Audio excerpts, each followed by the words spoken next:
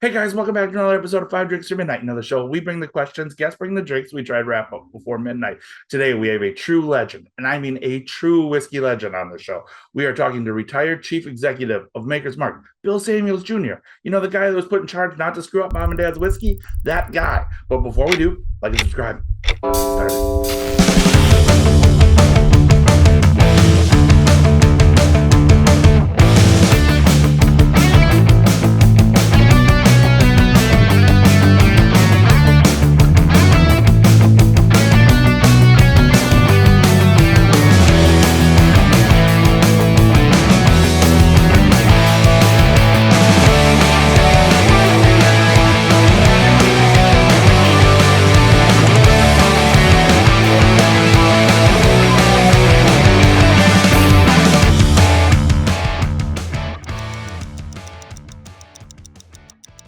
Bill, thank you so much for joining us. Five drinks or midnight, five drinks, five questions, midnight, whatever comes first. How you doing today, sir? Thank you so much for joining us.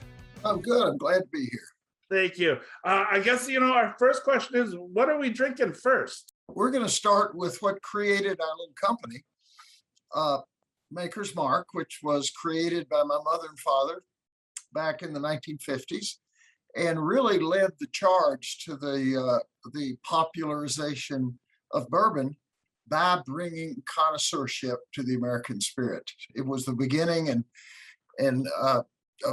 I can say that with a lot of pride because I didn't have anything to do with it.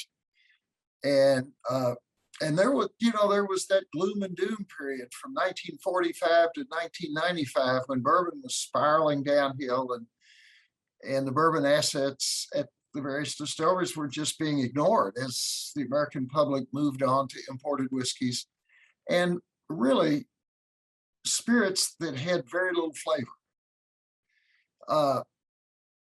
It was that period, 1945 to 1995, when there was only one distillery startup in the country. Okay. And it was ours. And of course, as you know, since 1995, we have 3,100 bourbon distilleries now operating. So there's a lot of definitions as to what's best, but clearly mom and dad were first. Well, let's get a pour going. So, oh my gosh, I got my homework done ahead of time.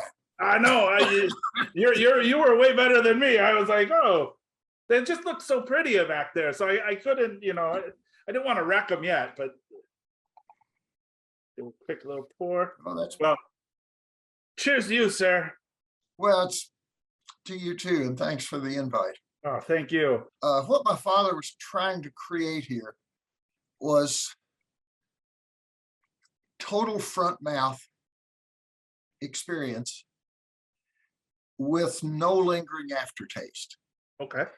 And his idea was really simple. People like to put stuff in their mouth that actually tastes good. And the stuff that tastes good, most people, the overwhelming majority of people will say it's what you taste in the front half of the palate. And that required adjusting from grain formula to processing the starches to sugars and then sugars to beer in the distillery. And so that when it got to the still, he wasn't using the still as a separator. He was using it as a way to condense the flavors. Okay. And his judge was, can you hold it on your tongue at 90 proof and not burn? It was pretty simple. That's a good litmus test. Well, and he had some great helpers because we've been making bourbon. We've owned and operated distilleries in Kentucky since the Revolutionary War. And to be honest, the whiskey wasn't all that good. And so this really was Dad's retirement hobby. He had sold the family company, went into the Second World War, came out of it, and decided to retire on the farm. My mom decided he was getting in the way. And so said he needed a job. He didn't want a job. So he went back and bought this little shutdown distillery for a few $1,000s and started over. And the whole idea was to create something that tasted good. It was the worst time in the world to try to bring a bourbon to market. was a little like Brussels sprouts. If you don't like Brussels sprouts, the last thing you're interested in is a better tasting Brussels sprout. Of course. And that's what everybody told him. That's what the bankers told him and everything. But he went ahead with it because it was a hobby. And fortunately, he had Mom around. She was a chemist. And so she was able to help him dodge some of the tough spots. And along the way, ended up designing that distinctive package. But the taste is, I mean, it's really nice.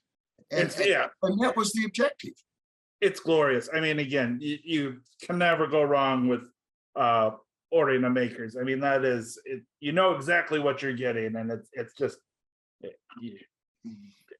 you can hold it nicely on your tongue. So yeah, it's amazing. Well, and not only that, that gave us the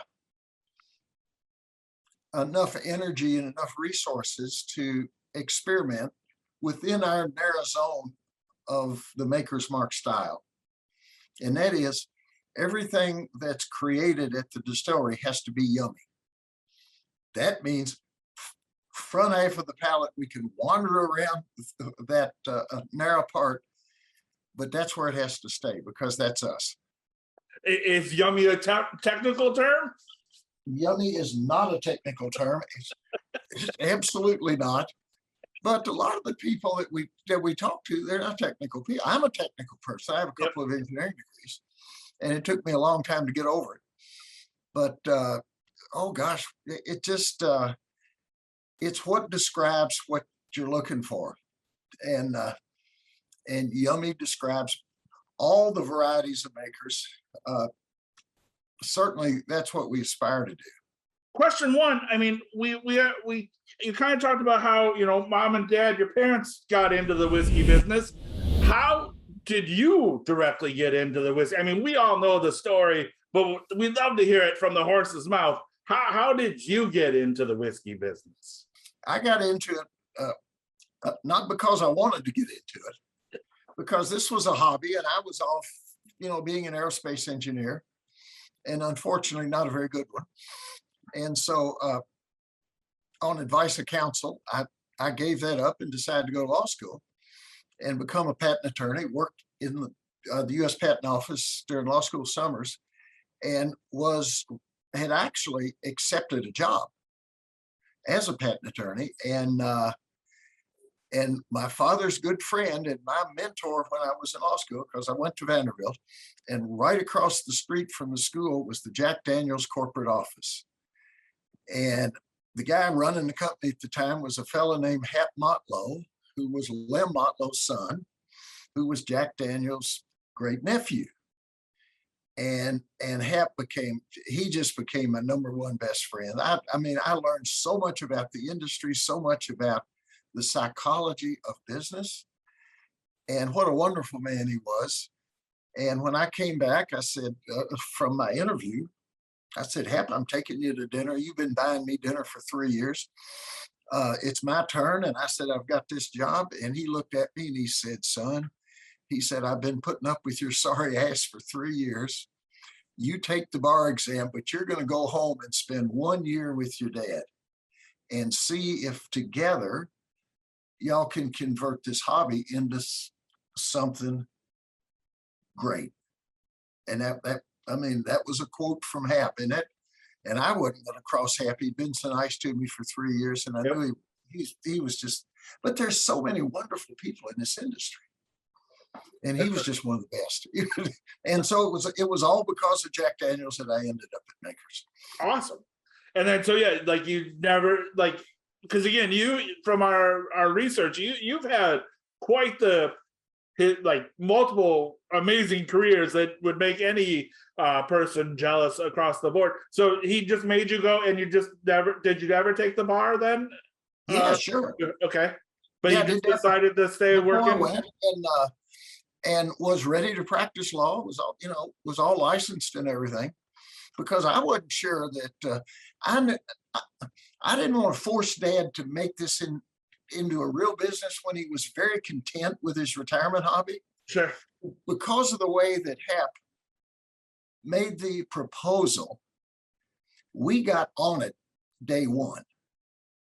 And what would it, what would it really take to make it attractive to me? And what would it make for him not to screw up what he enjoyed doing?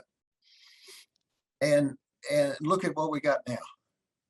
Yeah, it's amazing. I mean, that's question one. So again, cheers to that, because this stuff is absolutely amazing. So cheers to that. I mean, again, you made something that's pretty damn good, yummy. So we're well, right. Actually, I didn't. My assignment when I came back with the company was don't screw it up. Yeah, well, There never was anything about make it better or I need your help in making it better. It's just don't mess it up.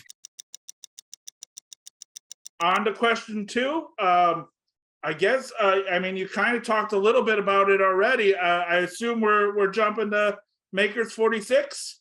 I find 46 so yummy. I just jumped right on it. Cheers to that.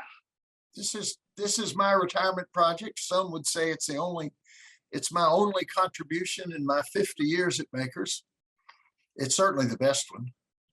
I've been retired 11 years now. My son ran me out, and he took over, and he doesn't pay much attention to me. He shouldn't, and he's doing a hell of a lot better job than I did. But a lot of the innovation has actually occurred on his watch. There's a couple of aspects that didn't. And one was my parting shot, which ended up being Makers 46. This was an attempt to have a small legacy at what looked like it might actually be an internationally significant company within the next 20, 30, 40 years. And I was afraid that my contributions thus far were modest at best and wanted to leave a little something behind. And so we created Makers 46, and its whole intention, besides being yummy, I wanted to see if we could intensify the natural flavors of Makers. Same flavors, just ramp up the intensity. All and right. I call that Makers on steroids. And so that was a big one. I wanted to see if we could generate a slight lingering finish without being quite so sharp and crisp. But I didn't want it to go all the way back, because that gets to bitter and that's outside the acceptable zone. And so with that in mind, plus the fact I wanted to be able to call it Kentucky straight bourbon, which is, the definition is very tight.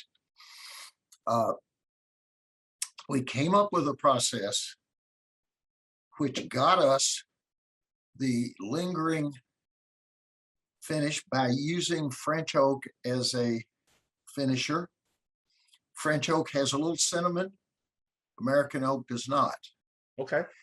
And we seared and air dried these French flavor slats.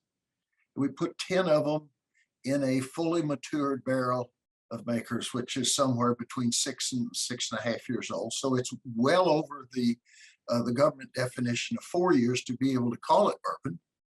And since the French oak we used has never been in contact with any other spirit, that allowed us to use it and still call the end product Kentucky straight bourbon.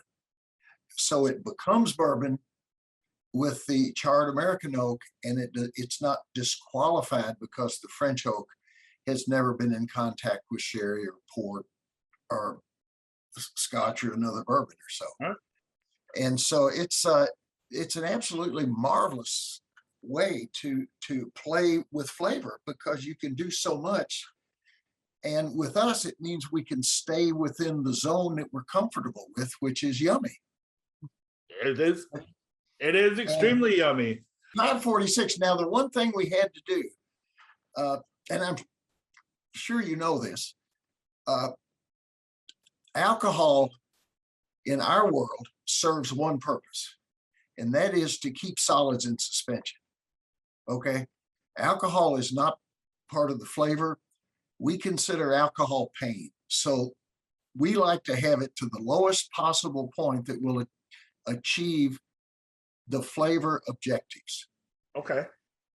And that's what 90 proof was.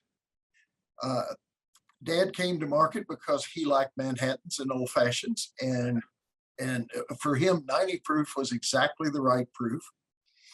And when we started experimenting with 46, how much alcohol is needed to keep the extra flavor in suspension that we get from the flavor staves. And it ended up being 4 points. So it's a little higher in proof, but it's only as high as it needs to be to keep everything in suspension. Amazing. And so give this a try and hold it, and you'll love it. All right.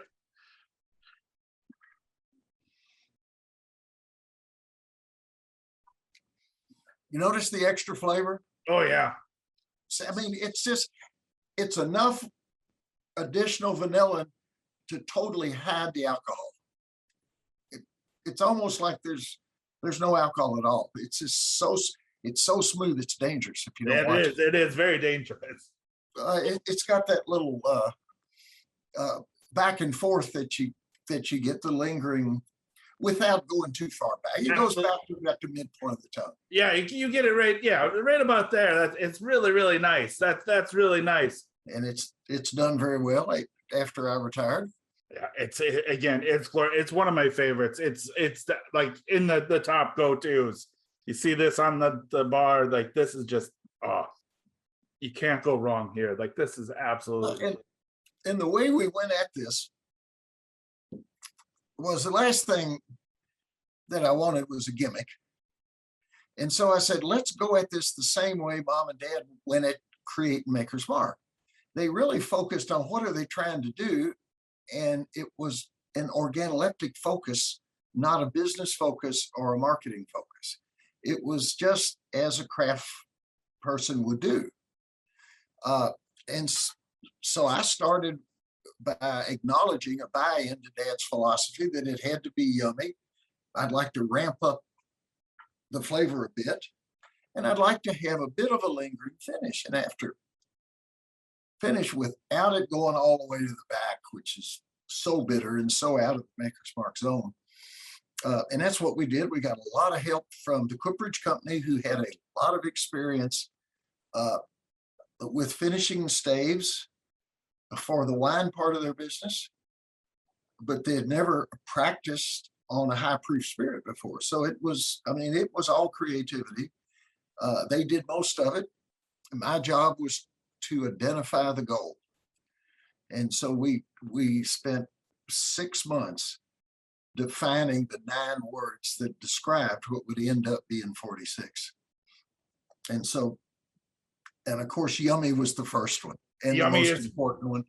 that is, and it is damn yummy. That is number 2 question. Where you said that your son had pushed you out. Where do you see Maker's Mark in about 20 years? Oh, well, his assignment, it's been altered because of the nature of the industry and his curiosity. But essentially what I did was, the negative part was I didn't screw the whiskey up. Right. The positive part, we went from being a Kentucky-centric hobby with a very small volume to a recognized national iconic brand without screwing the whiskey up. His job is the world. That's the first job. The second job is to explore innovation out of what we created from 46, which just opens up so many avenues for specialty whiskeys and things, and to still keep it in that narrow range, which is the Maker's Mark range of yummy. With Maker's, the way you guys make 46, is it almost like a trade secret? Because I've heard some really weird stories on how Maker's Mark 46 was made. So like, I was wondering, is there any kind of, like, the way that you guys have made 46, is it like a close family recipe? I'm, again, not asking how you made it, but like, I mean, I've heard stories where it was you burnt the sugars off the top, so it created a creme brulee, and then refiltered it through. Like, there's some people out there that just tell you some weird stories about Maker's 46. So I was just wondering if you've heard any of those. Well, you need to talk to people that have actually come down and see it. We get hundreds of thousands of visitors, and of course, as the development of 46 becomes better known, more and more people are interested in really focusing on that part of what we do at the distillery. But it's not secret, but it's labor intense. And by that, I mean, it's basically a single barrel process where we have to, we take Maker's Mark that's fully matured and we bring it into this special regauge room we have that's just for 46 because of all the labor involved. And we take the whiskey out of the barrel, the 6-year-old, 6 to 6.5-year-old Makers out of the barrel, and take the barrel apart and put in 10 air dried and seared French oak staves in a way that they don't hang all over each other. Then we put the barrel back together and take it back up to the next elevation and put the bourbon that was in it originally back into it. Then we had to build a cellar. There's no such thing as a cellar at a distillery because you don't need cellars at distilleries. You need cellars at wineries. Sure. And it's temperature controlled to keep the temperature at 51 degrees year round. And the purpose for that is the only additional flavor we want in the 46 is from the bourbon lapping around those flavor staves. We don't want the air pressure increasing and forcing the whiskey back into the barrel. We want the barrel to be totally neutral during the 9 weeks that it is in finishing process. And so we have a cellar. We have an actual cellar at the distillery. Very cool. And it holds the barrels for 9 weeks. It holds a couple of thousand barrels. Wow. Okay. And that's how we do it. That's awesome. And we haven't had any copiers yet because it's the damn labor intense that it just doesn't make any sense to do it. We set the process up when we started because we knew we had to have a cellar. We knew we had to have a complete separate regauge operation. And if we didn't have 46, we'd have a really expensive building on the property that had no function. I mean, you've intrigued me. So on to question 3, drink 3. What are we drinking? Well, let me tell you a little bit about this. Again, it's called Maker's Mark 101, but that's probably not what I would have called it. Let me give you the backstory to this one. This is probably one of my most embarrassing moments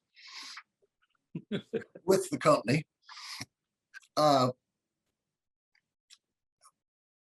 came in 1967, and I noticed every year that my father would take a barrel, and he would bottle it.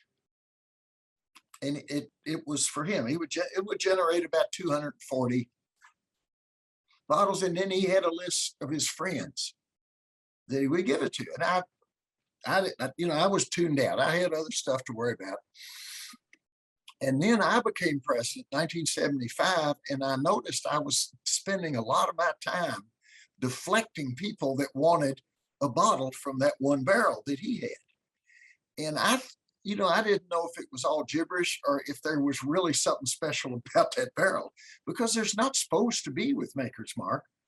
The way we rotate the barrels, every finished barrel needs to be exactly the same. Okay. So I didn't understand what he was doing. I really wasn't paying much attention to it until it started taking up a lot of my time. Then I went to him and said, rather than tell me what is special about this, I said, would you please shut it down. It's driving me crazy. I got all this stuff that we need to do. And one of it is not spend half my time with your friends that want a bottle, and there's not near enough bottles. And so he said, okay. And when he sold the house that I was raised in, many years later, there was a couple of cases in the basement, and my son got hold of it and said, what is it? And I said, it was your grandpa's. I don't know exactly what it was. So they took it to the lab, and they noticed a couple of things which disclosed the secret. The secret, number one, is it hadn't been filtered at all. So all of the fatty acids were still in the whiskey, which meant that the viscosity was terrific. Okay. It just, and you could tell that when you tasted it, but the lab validated it. And the other thing was it was 101 proof. And we said, we wonder why he selected that. Then we did the refrigeration test at other proofs and found out that 101 is the lowest that you can bottle Maker's Mark unfiltered. Okay. Low proof to minimize pain so as you can maximize and enjoy the flavor. And that's what this is. And I want you to particularly notice the initial taste with this. Oh, and I mean the color too. Like that Well, immediately. it's a little stronger, so it's going to be darker. Yep. It's going to have the intensity, but it's a nice intensity because nothing goes to the back of the mouth. Have you ever tasted a sweeter whiskey initially? Now, when it starts back, the extra alcohol starts to kick in a little bit. It's glorious. That is beautiful. Okay, that is clearly the best version of Maker's Mark. Oh, that's my opinion. And it was obviously his, but he didn't think it was important to tell me what he was up to. It was none of your business. Well, I think that's kind of the way he put it. He said, this is my little thing. I've got my friends. And this to him was for sipping, not for cocktails. Okay. I agree. Because Makers perform that function very well. But I mean, that wonderful initial taste, you don't want to gulp it, but it is so enjoyable. All right. Well, then question 3, I think this kind of ties in a little bit perfectly. You talked about your dad and his friend giving the bottle, away to his friends. Who would you rather be belly up to the bar with, drinking Maker's 101 with, living or dead? Well, I think my first choice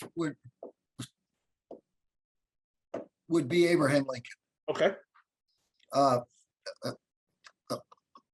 He was a Kentuckian, and he was from my part of the world, and his family used to work for my wife's family. So we've had a long relationship in the early days with the Lincolns, and I'm just a huge admirer. Plus, he owned a saloon, so he's one of us. Yep. He can hold his drink, so he's good. All right. And I think the next two would be my great-great-grandfather. That was the first of the family to put us into the commercial business. We'd make whiskey as part of our farming operation, 2 generations before him in Kentucky and 2 generations in Pennsylvania before. Of course, we're from Scotland, as all the early distillers were, a few from Ireland, but the great majority of them from Scotland. And next, I believe my godfather, Jim Beam. Okay. I mean, I was crazy about him, and I got to spend about 7.5 years with him before he passed away. And he had the best sense of humor of any human being I've ever known. That's amazing. And and then the last one, I think my father, because I would just love to get this group together and show them what's happened to bourbon's reputation.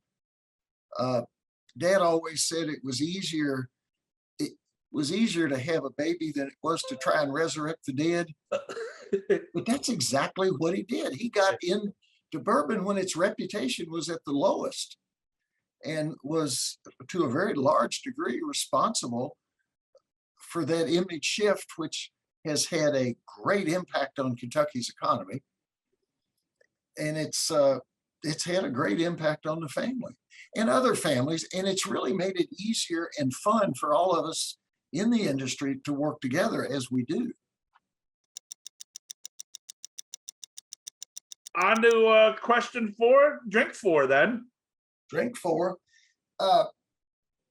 This will be, it's exactly the same as 46. So, I mean, it's exactly the same as the 101 proof, except we haven't cut the proof at all. Okay. And this is to acknowledge that we don't have all the answers. Some people really do enjoy the intensity of the alcohol. Dad and I happen to not be two of them. Okay. Okay, so this will be exactly like the 101. It will be, the nose will be unbelievable, and the initial taste is incredible, and then the heat starts a little too much for me. Okay. As it gets past the palate and down the gullet. All right. So boom. That's the cast strength. Right. Well, cheers to you, sir. Tim, thank you. Oh, that's nice too. All right, now let's have a discussion about that for a second. Did you notice how the alcohol cut the initial taste short? Yep. That's why I prefer the other. I think I'm right there with you. I like the. And I think one. it's a really good example of why you don't want alcohol for the sake of alcohol if it doesn't perform a function. And killing taste shouldn't be an acceptable function. Agreed. Okay. I mean, I'll follow you into the gates of hell. So whatever you tell me, sir, I'm right there with you. So, but you're an awful nice guy. Oh, that is amazing. Now it's really for the good. Next one, I'm going to prove this that there's a way to get around that. Okay. But I wanted you to really, to me, this demonstrates better than anything I know that the role of alcohol needs to be singular, and it needs to be to keep flavor afloat. So then, question 4, we talked a little bit of all the careers that you've kind of had through your life. I mean, from driving Colonel Sanders around as a young kid, being a literal rocket scientist, you're from law school to a White House intern. Yep. Do you think, like, where your career ended up, are you surprised at all of where, like, you ended up to where you thought you were going? Well, if it wouldn't have been for the Jack Daniels family, it never would have happened, because I had my mind set on being independent and pursuing the law career, because I had all the engineering stuff to go with it. So, I mean, it just seemed like a natural. But in hindsight, my scariest moment was driving Harlan Sanders around, because he talked all the time. And it was in a pickup truck, and I'd never driven a pickup, and I just got my learner's permit, so I really wasn't legal to drive. And we're driving on these rural Kentucky roads, and he won't shut up, and he's asking me questions, and I'm just, that was really scary, because I didn't know how to drive. I didn't want to kill him. Right. Or yourself. And we had to get places on time. And it really was a shame that I was so focused on driving and not focused on listening to him, because what a great philosopher he ended up being. Sure. I mean, I learned from him, but it was in spite of myself. So you learned the hard way is what you're trying to tell us. Yeah. Was, like, I mean, again, being a rocket scientist, like, that's a kid's dream. Like, was law always the main goal then, or No, I'll tell you what happened to us. When I went to college, I selected the engineering school to go to because I knew President Eisenhower was going to set up NASA, and I knew he was going to pick the president from Case Institute of Technology. It's now Case Western Reserve in Cleveland. And so I made a beeline focus for Case. And in fact, before T. Keith Glennon left Case to create NASA, he offered all of us, all the incoming freshmen, if they would focus on an aerospace career, which was being created at Case. It was a brand new discipline, that he would provide fellowships and or jobs in the aerospace industry if he was still the head of NASA. Well, he was. And so there was about a quarter of the class made that focus to participate in our aerospace development right at the beginning. And so I ended up going to Berkeley to graduate school and working for Aerojet General. And one of our big tasks, there were 4 of us, our task was to create and design and make the first non-graphite rocket nozzle. It was going to be used on the Polaris missile. Okay. And it didn't work. And it blew up the lab. And we got fired. And so that was the end of a very short career as a rocket scientist. Okay. And so what next? And I'm thinking, my God, I got all this schooling in engineering. And I thought, well, I'll go to law school, become a patent attorney. I did a little research. And I had a senator, John Sherman Cooper from Kentucky, that was able to get me into the patent office. That was when Franklin Roosevelt Jr. was the Secretary of Commerce. And I got to know the Rockefellers very well during that period. So it just seemed like a natural. And then it was all intervened when Mr. Motlow said, no soap, you're going to go back and work with your dad for at least 1 year.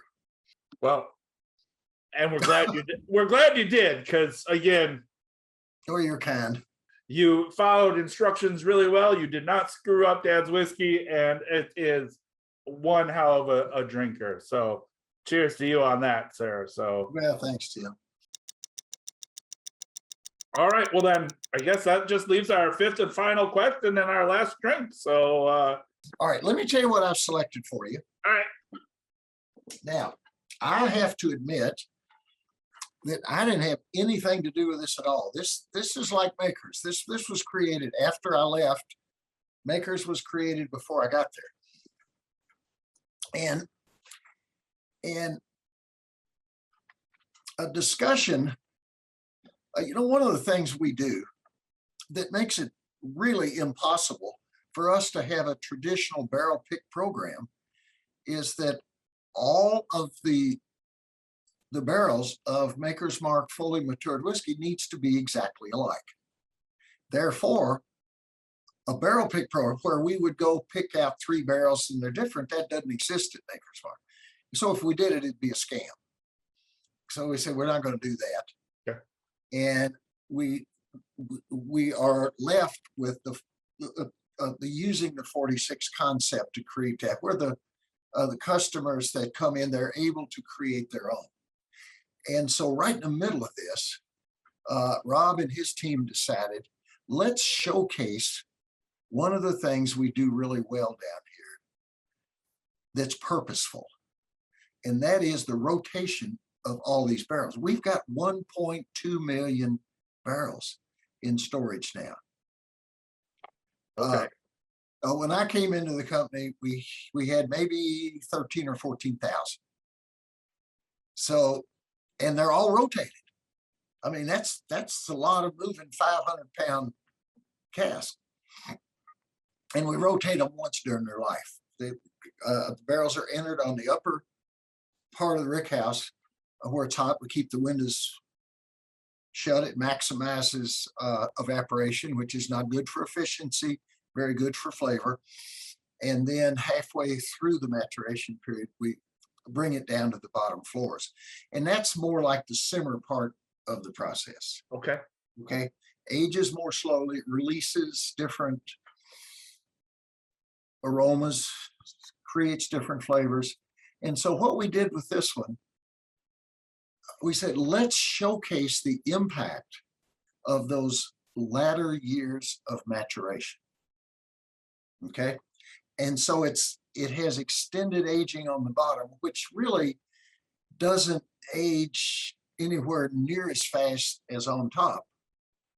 But it does a wonderful job of simmering and just pulling all the flavors together.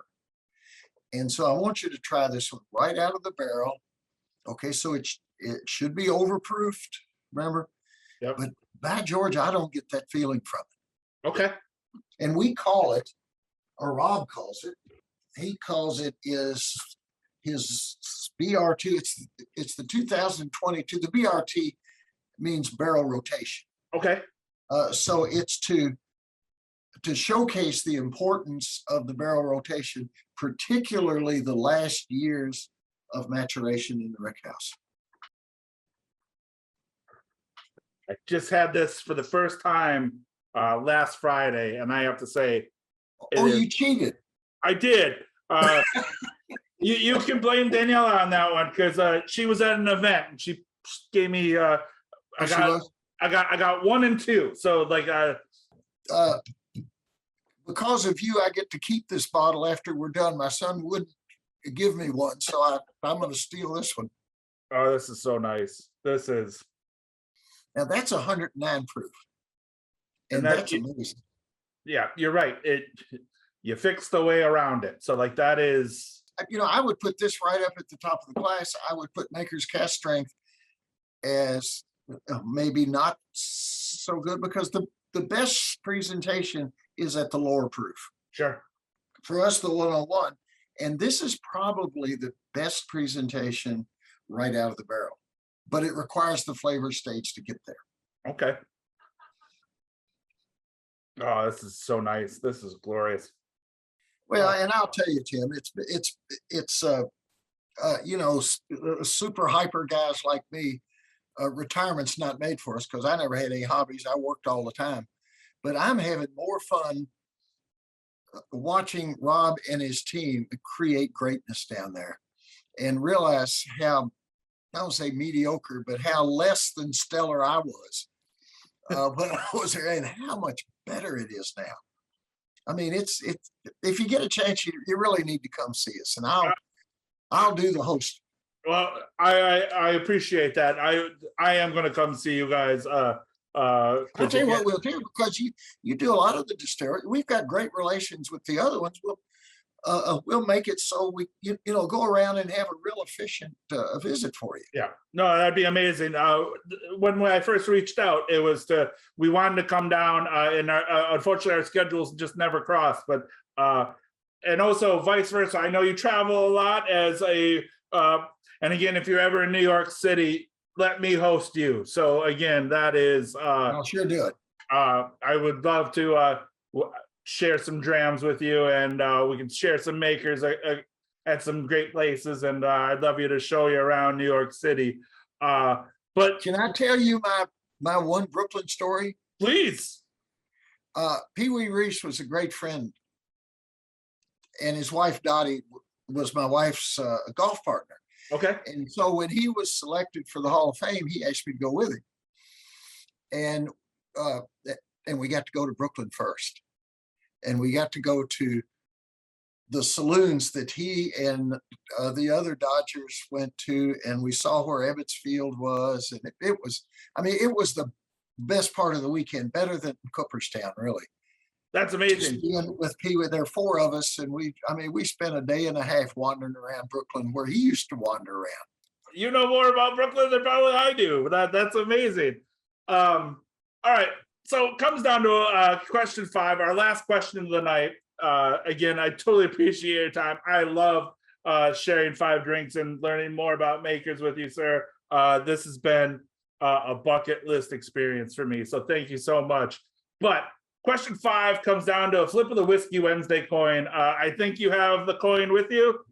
I do. Excellent. You do not have to answer. The coin will answer for you. All you have to do is flip the coin. But again, you can answer if you want. You kind of did already in question 1. But question 5 is yummy ever going to become a technical term for Maker's Mark?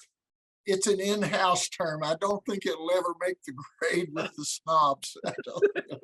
But what does the coin say? I mean, I think yummy is a The coin says no. no. Maybe Rob will kill it. I don't know. No, Maybe no, that's not- that's a great when you they know, put me in a nursing home, maybe that'll be the end of it. there's certain words that just, sum everything up, and that does sum everything up. No, that's what I thought. So that's 5 questions answered, 5 drinks down. Bill, thank you so much for joining me today. It's been a true pleasure drinking with you. And I can't wait till we are in person and raising a glass together. So thank you, sir. It's been a pleasure. So cheers. Thanks, buddy.